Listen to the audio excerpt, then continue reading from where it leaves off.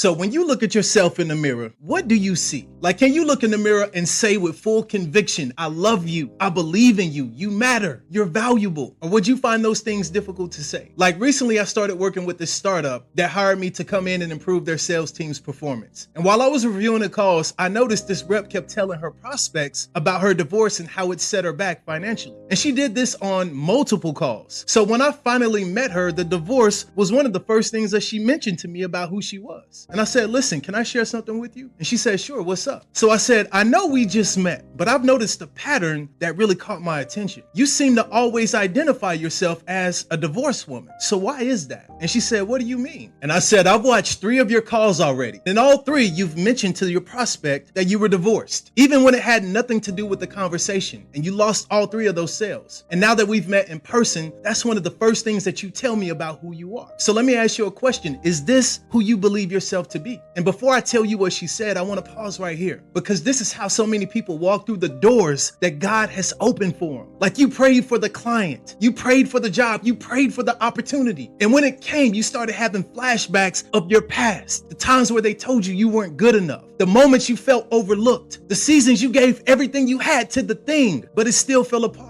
So you try to walk through this new door carrying your old wounds, your old pain, and your old limitation. And God closes that door and he says, nope, not yet. You represent me when you walk in here. So until you see yourself the way I see you, until you walk through there with authority, this opportunity is gonna have to wait. And this is why you keep running around the same circles in your life. See, God hasn't brought you this far to abandon you, but he will allow you to circle the same mountain until you abandon the version of you that don't belong in the places he wanna take you. And that's going to require you to start seeing yourself the way that God already sees you. He says that you are made in his image. You are a light in the world. You are the salt of the earth. You are more than a conqueror. He didn't say that you can be these things. He said it's who you are. Now imagine what your life would look like when you truly believe that and live that way. So yeah, you've experienced some pain in your life. Yes, you've gone through some stuff, but it doesn't matter what you go through. What matters is who's with you while you go through it. God got your back.